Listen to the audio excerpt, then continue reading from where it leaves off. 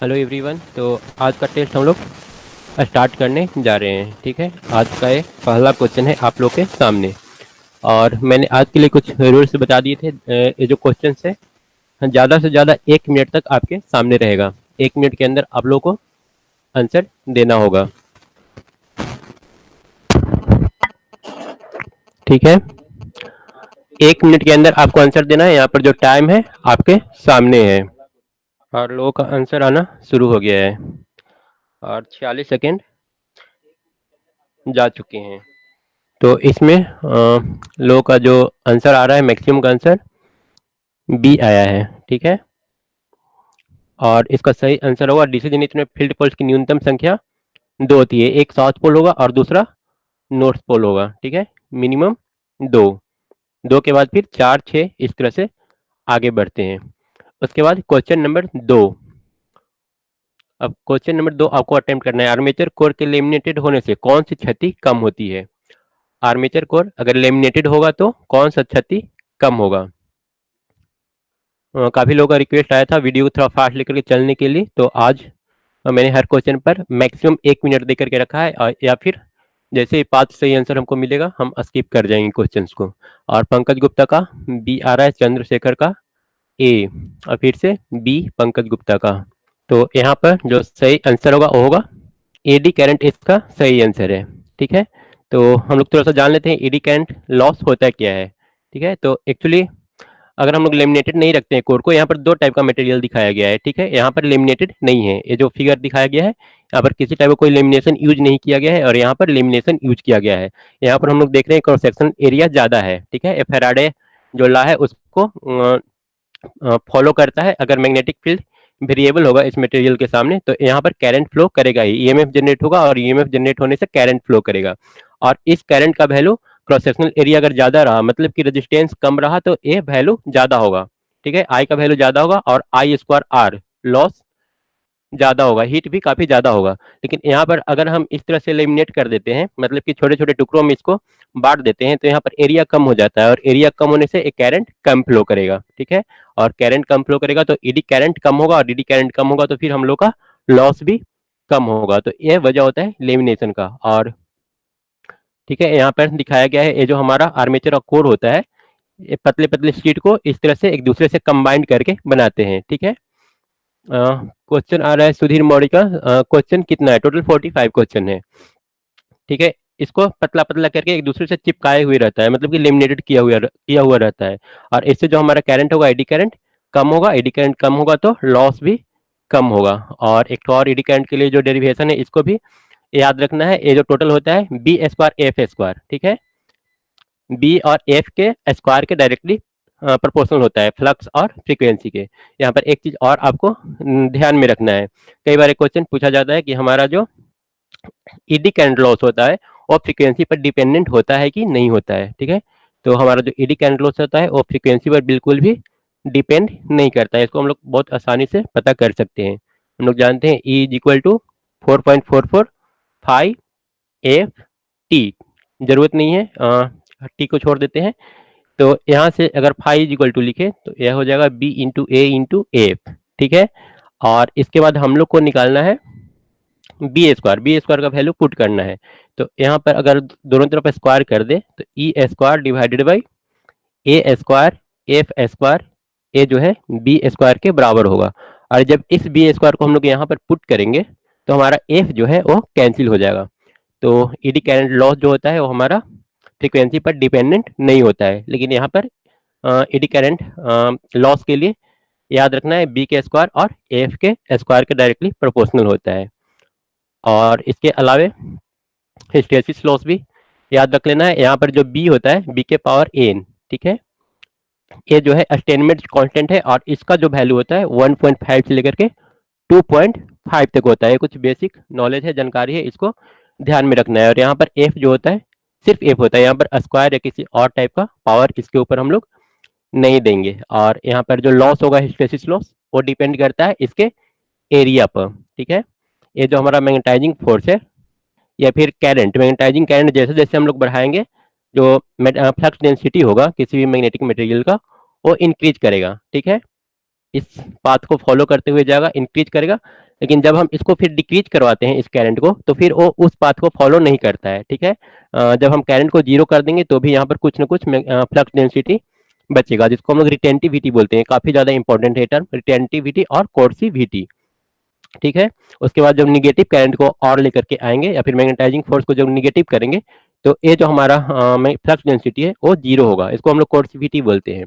तो यहाँ पर जो इसका एरिया होता है, इस एरिया पर टोटल डिपेंड करता है कितना एनर्जी का लॉस होगा, ठीक है। और इससे जनरली हम लोग जो ट्रांसफार्मर वगैरह या फिर किसी मटेरियल को बनाने के लिए जब हम लोग मटेरियल लेते हैं, ठीक है, ट्रांसफार्मर वगैरह में जो मटेरियल यूज करते हैं, उसके लिए जो एरिया होता है कम से कम लिया जाता है, ठीक है। तो ये हो गया हिस्टैरिसीस लॉस से रिलेटेड कुछ जानकारी, ठीक है। तो इसका आंसर आप लोगों को मिल ही गया होगा। इसका जो सही आंसर होगा वो होगा ईडी करंट क्षति। एलिमिनेशन जो करते हैं ईडी करंट को कम करने के लिए करते हैं। तो काफी कॉमन क्वेश्चन है, इसको हमेशा याद रखना है। और उसके बाद क्वेश्चन नंबर थर्ड थर्ड में आते हैं, और थर्ड के लिए फिर आपको 1 मिनट का समय मिलेगा। फोर पोल वाले वेव वुंड जनित्र में आर्मेचर में समांतर पथों की संख्या कितनी होगी? काफी सिंपल है, ठीक है। अगर किसी टाइप का डाउट रह जाए तो आप कमेंट बॉक्स में लिख दिया कीजिएगा। हो सकता है इसमें अगर ध्यान ना भी जाए तो बाद में जब हम देखेंगे रिजल्ट देते समय तो मेंशन जरूर कर देंगे, आगे जरूर बता देंगे उस क्वेश्चन को। 3 का ए आ रहा है चंद्रशेखर गुप्ता का। इसका जो सही आंसर होगा वो ए आ रहा है सारे लोगों का, ठीक है। वेव वाइंडिंग में नंबर ऑफ पैरेलल पाथ ए होगा, ठीक है। वेव जो यूज होता है हाई वोल्टेज के लिए यूज होता है। नंबर ऑफ पैरेलल पाथ कम होगा तो इसका मतलब कि करंट कम होगा पर वोल्टेज हाई होगा, ये हाई वोल्टेज के लिए यूज होता है। और लैप वाइंडिंग जो होता है उसमें नंबर ऑफ पैरेलल पाथ, इसको इन दोनों को हम लोग ले लेंगे A is equal to P. Number of parallel path number of pole के बराबर होता है, ठीक है। तो यहाँ पर करंट भी काफी हाई होता है। यहाँ पर 4 पोल है तो 4 नंबर ऑफ पैरेलल पाथ, चारों में कुछ ना कुछ करंट होगा, तो करंट का वैल्यू ए हाई होता है इसमें लैप वाइंडिंग में। और जनरली हम लोग वेल्डिंग के लिए लैप वाइंडिंग जनरेटर ही यूज करते हैं, क्योंकि वहां पर हाई करंट की आवश्यकता होती है। उसके बाद क्वेश्चन नंबर 4, डीसी जनित्र के घूर्णन की दिशा परिवर्तित करने से करंट प्रवाह की दिशा क्या होगा, ठीक है। डीसी जनरेटर में रोटेशन के डायरेक्शन को चेंज कर दिए तो इससे क्या होगा? करंट समान रहेगा, एसी हो जाएगी, परिवर्तित होगी, इनमें से कुछ भी नहीं। फ्लेमिंग राइट हैंड रूल यहाँ पर यूज करते हैं, ठीक है। और राइट हैंड रूल से हम लोग पता करते हैं कि करंट का डायरेक्शन क्या होगा। रोटेशन का डायरेक्शन पता है तो करंट का डायरेक्शन क्या होगा, और लोग राइट हैंड रूल से पता कर लेते हैं। तो काफी लोगों का आंसर आ गया है। यहाँ पर जो सही आंसर होगा वो बी होगा, परिवर्तित होगा, ठीक है। और कैसे परिवर्तित होगा ये आप यहाँ से आसानी से देख सकते हैं, ठीक है।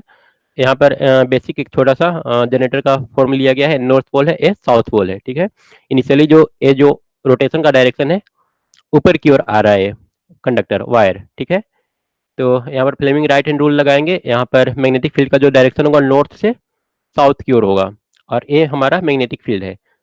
ये तो ऊपर सही दिखाया गया है, ठीक है। रोटेशन का जो डायरेक्शन है वो अपवर्ड है, तो ये अंगूठा अपवर्ड सही दिखाया गया है। पर ये जो हमारा है डायरेक्शन जो फील्ड का है नॉर्थ से साउथ, ये यहाँ पर ना होकर के इस तरफ होना चाहिए, ठीक है। और जब इसको हम इस तरफ करेंगे तो ये जो उंगली है जो करंट का डायरेक्शन शो करता है ये ऊपर की ओर चला आएगा। तो इनिशियली जब इस डायरेक्शन में रोटेट कर रहा है तो करंट का डायरेक्शन ऊपर होगा, ठीक है। लेकिन अगर हम इसके रोटेशन का डायरेक्शन को चेंज कर दें, इसको नीचे की ओर लेके चल जाए, इस अंगूठा को नीचे की ओर लेकर के चले जाए, तो फिर एक करंट का डायरेक्शन भी चेंज होता हुआ नजर आएगा नीचे की ओर, फिर ए डायरेक्शन शो करेगा। तो हमारा जो करंट का डायरेक्शन है वो चेंज कर जाएगा, ठीक है। उसके बाद आते हैं क्वेश्चन नंबर 5, इलेक्ट्रोप्लेटिंग। इलेक्ट्रोप्लेटिंग पता होगा आप लोग को, कौन सा जनरेटर यूज करते हैं? जनरली मेटल चढ़ाने के लिए होता है। मेटल को जब एक से दूसरे मटेरियल पर चढ़ाना होता है तो हम लोग इलेक्ट्रोप्लेटिंग वहां पर यूज करते हैं। और वहां पर डीसी जनरेटर का यूज होता है। आपको बताना है कौन सा होगा, सीरीज, शंट या फिर कंपाउंड। 5 का आंसर एक सबसे पहले चंद्रशेखर गुप्ता का, और 30 सेकेंड हो गया, सिर्फ एक स्टूडेंट का अभी तक आंसर आया है। उसके बाद कंपाउंड आ रहा है सुधीर मौर्य का। अब इसका सही जो आंसर होगा वो हम बता देते हैं। यहाँ पर हम लोग शंट जनरेटर यूज करते हैं। डीसी शंट जनरेटर यूज होता है इलेक्ट्रोप्लेटिंग के लिए। बी इसका सही आंसर है। यहाँ पर इलेक्ट्रोप्लेटिंग का एक रूप दिखाया गया है। यहाँ पर कॉपर है और यहाँ पर एक्स मेटल है, ठीक है। यहाँ पर हम लोग डीसी दिए हैं और यहाँ से जो कॉपर है आकर के इस पर जमा हो रहा है। ये प्रक्रिया होता है इलेक्ट्रोप्लेटिंग का। उसके बाद क्वेश्चन नंबर 6, डीसी कंपाउंड जनित्र में विभवांतर बल स्थिर रहता है केवल फुल लोड पर, केवल नो लोड पर, फुल लोड या नो लोड दोनों पर। क्वेश्चन नंबर 6, कंपाउंड जनरेटर का कैरेक्टरिस्टिक अगर आपको याद है तो फिर इसका आंसर आप दे पाइएगा। 22 सेकेंड निकल चुका है और 6 का आंसर 2 स्टूडेंट का, उसके बाद जयमंत का सी आ रहा है। तो डीसी कंपाउंड हालांकि डिफरेंट डिफरेंट टाइप के होते हैं, तो फिर भी हम लोग को यहाँ पर जो सबसे बेस्ट ऑप्शन है उसको चूज करना है। तो एक बार कैरेक्टरिस्टिक देख लेते हैं हम लोग। तो ए यहाँ पर डीसी कंपाउंड का कैरेक्टरिस्टिक दिया गया है, ठीक है। ए ओवर कंपाउंड है, ए फ्लैट कंपाउंड है, ए अंडर कंपाउंड है, ठीक है। तो बेस्ट जो हमारा आंसर होगा ए। यहाँ पर अगर इसको हम लोग देखें फ्लैट कंपाउंड डीसी जनरेटर को, तो यहाँ पर नो लोड और फुल लोड, ठीक है। यहाँ पर जो हम लोग लेंगे नो लोड लेंगे और यहाँ पर रेटेड करंट है फुल लोड, दोनों पर जो देख रहे हैं ईएमएफ उसका वैल्यू सेम है। तो यहाँ पर जो शूट कर रहे हैं सबसे बेस्ट वो यहाँ पर हो जाएगा सी, फुल लोड तथा नो लोड दोनों पर। डीसी कंपाउंड यूनिट में विभवांतर बल जो है स्थिर रहेगा फुल लोड और नो लोड दोनों। यहाँ पर सारा कुछ याद रखना है, ओवर कंपाउंड के लिए भी याद रखना है क्योंकि कभी कभी मैच करने के लिए आ जाता है। एबीसी करके लिख देगा और इसको मैच करना होगा कि कौन किसके साथ होगा। तो ओवर कंपाउंड का थोड़ा सा ऊपर की ओर जाता है और अंडर कंपाउंड थोड़ा सा लो रहता है, इसका कैरेक्टरिस्टिक्स नीचे की ओर। और डिफरेंशियल कंपाउंड की जब बात करें तो ये काफी ज्यादा डाउन हो जाता है। तो इस कैरेक्टरिस्टिक को भी ठीक से याद रखना है। उसके बाद आते हैं क्वेश्चन नंबर 7, चुंबकीय पदार्थ के बार बार चुंबकित तथा विचुंबकित होने में हुई विद्युतिक क्षति क्या कहलाती है। तो पहले हम लोग देख चुके हैं, ठीक है। जब ईडी करंट लॉस बता रहे थे वहां पर हमने इसको बताया था कि करंट या फिर मैग्नेटाइजिंग करंट को कम या ज्यादा होने से किस टाइप का लॉस होता है। क्वेश्चन नंबर 7, चंद्रशेखर का आंसर बी आया है, हिस्ट्रेसिस लॉस 31 सेकेंड। उसके बाद 4 स्टूडेंट का आंसर मिला बी और 5 स्टूडेंट, सॉरी चंद्रशेखर का ये आंसर दोबारा आया है। तो इसका जो सही आंसर होगा वो हिस्ट्रेसिस होगा। हम लोग पीछे देख चुके हैं, यहाँ पर भी फिगर में यहाँ पर दिखाया गया है, ठीक है। मैग्नेटाइजिंग फोर्स पॉजिटिव और निगेटिव बार बार होते रहता है और इसके इसके वजह से जो हमारा फ्लक्स डेंसिटी है कभी पॉजिटिव कभी निगेटिव, ठीक है। फ्लक्स डेंसिटी यहाँ पर बार बार चेंज होता हुआ नजर आएगा, ठीक है। इनिशियली इंक्रीज कर रहा है, फिर से ये डिक्रीज कर रहा है। उसके बाद आते हैं क्वेश्चन नंबर 8 में, फ्लेमिंग के दाएं हाथ के नियम के अनुसार प्रेरित विद्युतवाहक बल की दिशा इंगित करती है, ठीक है। प्रेरित विद्युतवाहक बल की दिशा कौन बताएगा दाएं हाथ के नियम में। सबसे फर्स्ट चंद्रशेखर का आंसर आया है और उसके बाद ऑलरेडी हम लोग देख चुके हैं, पीछे राइट हैंड रूल हमने बता दिया कि किस तरह से यूज होता है। 8 का जो सही आंसर होगा वो होगा बी, ठीक है। चंद्रशेखर का आंसर सही है। उसके बाद सुधीर मौर्य और शाहनवाज का आंसर सी आया है, ठीक है। तो यहाँ पर प्रेरित विद्युत वाहक बल, ठीक है। सी में अंगूठा है, अंगूठा हमारा वेलोसिटी का डायरेक्शन शो करता है, रोटेशन का डायरेक्शन जो होता है वो अंगूठा शो करता है, यहाँ पर दिखाया गया है। ये जो हमारा है वेलोसिटी का डायरेक्शन शो करता है, ये मैग्नेटिक फील्ड है और ये इंड्यूस करंट। उसके बाद क्वेश्चन नंबर 9, निम्न में से किस सिद्धांत पर डीसी जनरेटर कार्य करता है। डीसी जनरेटर किस सिद्धांत पर कार्य करता है। तो काफी सिंपल है। 9 का चंद्रशेखर और सबसे पहले चंद्रशेखर का आया, उसके बाद जयमंत, पंकज गुप्ता, 3 स्टूडेंट का आंसर मिल चुका है 37 सेकेंड में। और उसके बाद सुधीर मर्ज और शाहनवाज, तो 5 लोगों का आंसर आ चुका है और 5 आंसर ही कंसीडर करके चलना है। यहाँ पर जो सही आंसर होगा वो सी होगा। उसके बाद क्वेश्चन नंबर सॉरी यहाँ पर कुछ बताया गया है, working principle of DC generator according to Faraday law of electromagnetic induction, जो आपने बताया और हम लोग जानते हैं ऑलरेडी फैराडे लॉ है क्या। उसके बाद क्वेश्चन नंबर 10 है, ऊर्जा रूपांतरण का कौन सी कार्य डीसी जनित द्वारा किया जाता है? ऊर्जा रूपांतरण का कौन सा कार्य डीसी जनित द्वारा किया जाता है? डीसी जनरेटर कौन सा कार्य करता है? चंद्रशेखर गुप्ता और पंकज गुप्ता, उसके बाद सुधीर मौर्य, जयमंत और यहाँ पर 4 आंसर हमको मिल चुका है। इसका सही जो आंसर है वो सी है, यांत्रिक ऊर्जा को विद्युत ऊर्जा में कन्वर्ट करता है। उसके बाद यहाँ पर है ढलवान लोहे के प्रयोग से जनरेटर का योग बनाया जाता है। ठीक है, जनरेटर का जो योग बनाते हैं वो ढलवान लोहा का यूज करते हैं। ठीक है, उसके अलावा रोल्ड स्टील भी यूज करते हैं, पर दोनों का अलग अलग यूज है। यहाँ पर आपको बताना है कि क्यों किया जाता है ढलवान लोहा। ठीक है, रोल्ड स्टील भी हम लोग करते हैं, उसका अलग यूज है, ढलवान लोहा का अलग है। ठीक है, दोनों का अलग अलग यूज होता है। यहाँ पर आपको बताना है ढलवान लोहा का क्यों करते हैं। और 11 का चंद्रशेखर, पंकज, सुधीर मौर्य, 3 स्टूडेंट का आंसर मिला है। इसका जो सही आंसर होगा वो होगा डी। यहाँ पर उपयुक्त तीनों सस्ता होता है, चुंबकीय पथ को पूर्ण करता है और मशीन को यांत्रिक सुरक्षा देता है। ठीक है, यहाँ पर हमारा जो है जनरेटर के कंस्ट्रक्शन को दिखाया गया है। ठीक है, ये हमारा योग है। और यहाँ पर अगर इसको हम लोग नॉर्थ और इसको साउथ पोल मान करके चले तो यहाँ से north to south magnetic field का जो डायरेक्शन होगा नॉर्थ टू साउथ होगा, और बाकी का जो हाफ होता है, ठीक है, आधा जो मैग्नेटिक फील्ड होता है हमारा डायरेक्ट इस तरह से पास करता है, और बाकी का जो रिमेनिंग होता है इस योग के थ्रू पास करता है। ठीक है, तो कभी कभी ये पूछता है योग से होकर के कितना फ्लक्स पास करता है, तो यहाँ पर आपको याद रखना है आधा जो फ्लक्स होता है हमारा योग से, या फिर रिटर्निंग पाथ प्रोवाइड करता है हमारा ये योग। ठीक है, इसके अलावा यहाँ पर ये जो हमारा है इंटरपोल है, और या ये हमारा फील्ड वाइंडिंग। ठीक है, यहाँ पर फील्ड वाइंडिंग दिखाया गया है, और यहाँ पर हम लोग कंपनसेटिंग वाइंडिंग चाहे तो पोल शू में कर सकते हैं, कंपनसेटिंग वाइंडिंग। और यहाँ पर जो इंटरपोल वाइंडिंग होता है, ठीक है, फ्यू टर्न ऑफ वायर। ठीक है, ये दोनों जो होते हैं सीरीज में कनेक्टेड होते हैं आर्मेचर वायर के साथ। यहाँ पर जो कॉइल होते हैं उसके साथ सीरीज में कनेक्टेड होता है कंपनसेटिंग वाइंडिंग, और साथ में इंटरपोल में जो वाइंडिंग होता है, और दोनों का दोनों ये दोनों क्या करता है, आर्मेचर रिएक्शन को कम करने का काम करता है। तो ठीक है, यहाँ पर हम लोग देखें ढलवां लोहा यूज होता है। इसके अलावा आगे थोड़ा सा देख लेते हैं। यहाँ पर दिया हुआ है the function of yoke. Yoke का फंक्शन क्या हो जाएगा, carry the magnetic flux produced by the pole. हम लोग देखें कि आधा जो फ्लक्स होता है योक से होकर के ही पास करता है। Provide support for main pole and interpole. Main pole और इंटरपोल दोनों जो है योक से कनेक्टेड होते हैं। Provide protection for whole machine. पूरा मशीन को एक क्या करता है, प्रोटेक्शन प्रोवाइड करता है। और यहाँ पर एक और यहाँ पर इंपॉर्टेंट स्टेटमेंट लिखा गया है, cast iron in the small DC machine. मतलब जो कास्ट आयरन जो ढलवान लोहा होता है उसको सिर्फ और सिर्फ स्मॉल डीसी मशीन में हम लोग यूज करते हैं।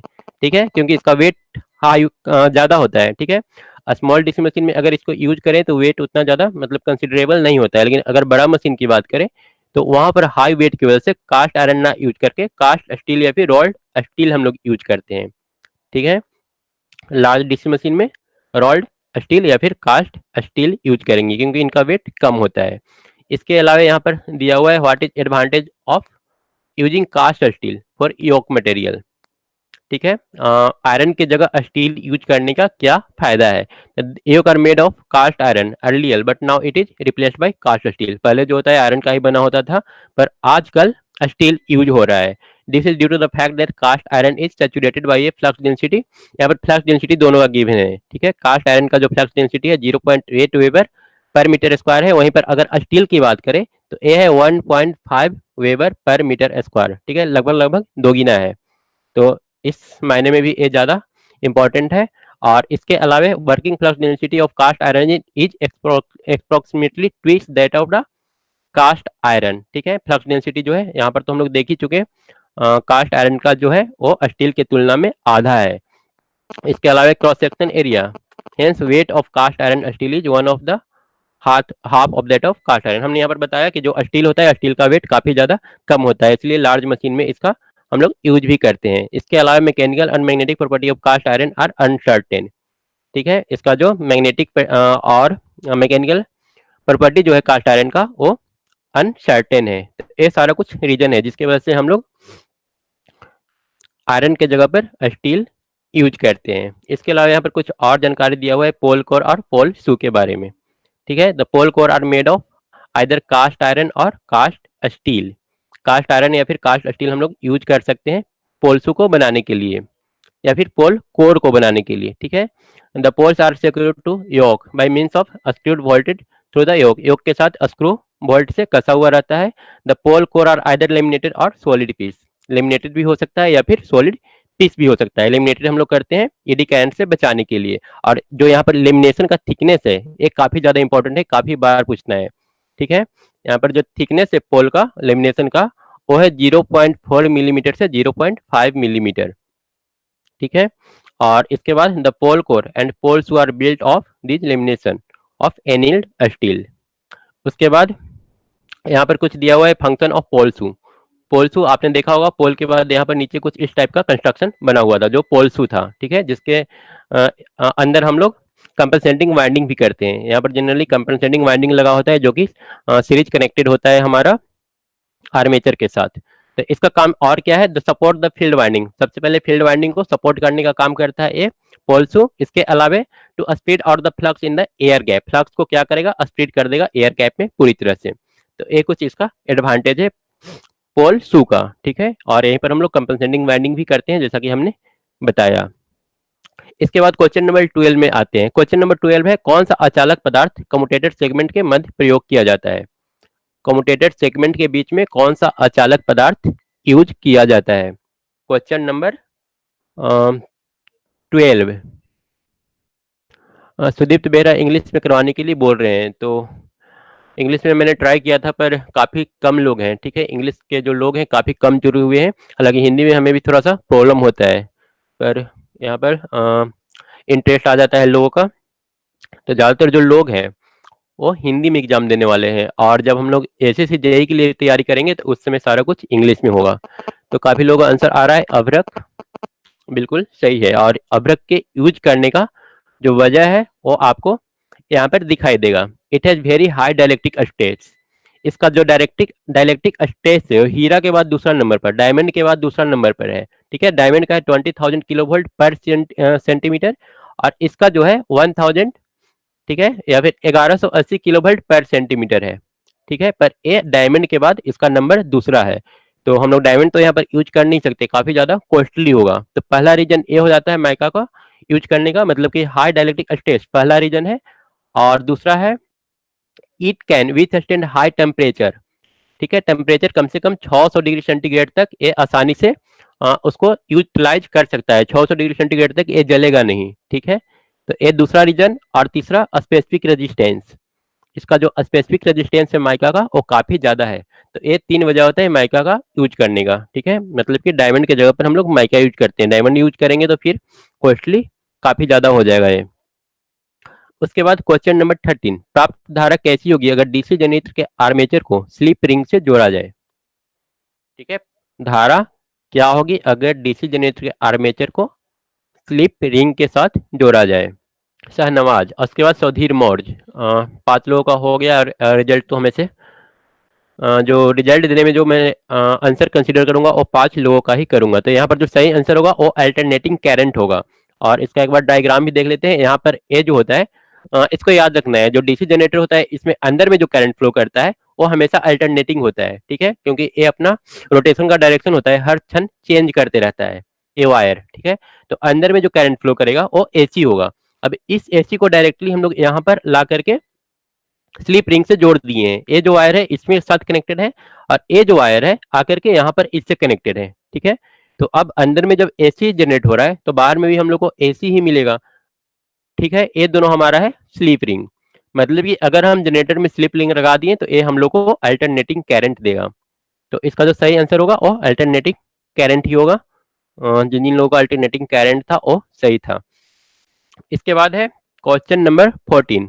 बिल्कुल इसे याद रखना है। धारा घनत्व का कौन सा मान कार्बन ब्रश के लिए प्रयोग किया जाता है। 14 नंबर पंकज का सी आया है, और फास्ट आंसर देना है। और आंसर अगर गलत होता है तो फिर उसको कंसीडर नहीं करेंगे, जिसका सही होगा उसी का आंसर कंसीडर किया जाएगा। और 5 स्टूडेंट का आंसर 4 स्टूडेंट का आंसर डी आया है। उसके बाद राहुल कौशिक का सी आ रहा है। इसका जो सही आंसर है वो याद रखना है डी। ठीक है, 5 ampere per square metre 14। Question number 15, एक बेसिक फार्मूला परहैप्स आपको याद होगा और याद होना चाहिए, क्योंकि हर एक जो न्यूमेरिकल होता है इसका हर बेसिक न्यूमेरिकल इस फार्मूला से बनता है। डीसी जनरेटर के लिए यहाँ पर कौन सा फार्मूला हम लोग यूज करेंगे? 15 नंबर का सुधीर का सबसे पहले, उसके बाद चंद्रशेखर का। E is equal to 5P n/60 into Z/A। अब इसको मैच करवा लेंगे, 5P n/60 Z/A, मतलब कि C इसका सही आंसर है और सारे लोग आंसर सी ही मिला है। उसके बाद क्वेश्चन नंबर 16, निम्न किन तथ्यों पर जनरेटर का विद्युतवाहक बल निर्भर करता है? ठीक है, ई का वैल्यू किस पर निर्भर करता है? आप लोग अभी फार्मूला आप लोगों को याद है तो आप आसानी से बता सकते हैं इसको। ठीक है, यहाँ पर नंबर ऑफ पोल पर डिपेंड कर रहा है, स्पीड पर, जेड चालकों की संख्या पर डिपेंड कर रहा है, और एन स्पीड पर भी डिपेंड कर रहा है। पी एन जेड तीनों पर डिपेंड कर रहा है। ठीक है, 16 का डी आया है काफी लोगों का, कुछ सी शाहनवाज का आया था। तो यहाँ पर शाहनवाज आप एक बार फिर से देख सकते हैं, नंबर ऑफ पोल पर भी डिपेंड कर रहा है, स्पीड पर भी डिपेंड कर रहा है, और नंबर ऑफ कंडक्टर पर भी डिपेंड कर रहा है। तो यहाँ पर आंसर जो होगा डी हो जाएगा। उसके बाद क्वेश्चन नंबर 17, जनित्र का विद्युतवाहक बल नियंत्रित करने के लिए किसे परिवर्तित कर सकते हैं? और फिर से ई को नियंत्रित करना है, तो किसको परिवर्तित किया जा सकता है? तो फिर से उसी फार्मूला का यूज करेंगे, उसके बाद आंसर आसानी से हम लोग दे पाएंगे। ठीक है, तो यहाँ पर है सबसे पहले फ्लक्स, बिल्कुल फ्लक्स सही है। उसके बाद जनरेटर की गति 2 नंबर भी सही है। उसके बाद चालक के पदार्थ, पदार्थ तो यहाँ पर है नहीं, गति और फ्लक्स, गति और फ्लक्स डी। तो डी जिसका जिसका है सुधीर मौर्य का आंसर इस बार गलत हो चुका है, और बाकी लोग का आंसर डी मिला है। उसके बाद क्वेश्चन नंबर 18, निम्नलिखित किस कमी के कारण जनरेटर विद्युतवाहक बल जनित करने में असमर्थ है? निम्नलिखित किस कमी के कारण जनरेटर विद्युतवाहक बल जनित करने में असमर्थ है? पढ़ा होगा आप लोगों ने। विद्युतवाहक बल ना अगर जनरेट नहीं हो रहा है तो इसका वजह क्या हो सकता है? और कुछ लोग आंसर के पहले, जैसे सुदीप बेहरा, आप थोड़ा सा क्वेश्चन नंबर भी लिख ले तो थोड़ा सा सही होगा। और डी आ रहा है सारे लोगों का, सिंपल क्वेश्चन था, पता होना चाहिए सारे लोगों को। और मैं थोड़ा सा टेस्ट का टाइम अभी बढ़ाऊंगा, कुछ टेक्निकल इशू देखने को मिल रहा है। आप एक बार 12:30 या फिर 1 बजे, 1 बजे हम टाइम को चेंज कर रहे हैं। ठीक है, 1 बजे हम इस टेस्ट को आगे बढ़ाएंगे, टेक्निकल इशू देखने को मिल रहा है। तब तक के लिए थैंक यू।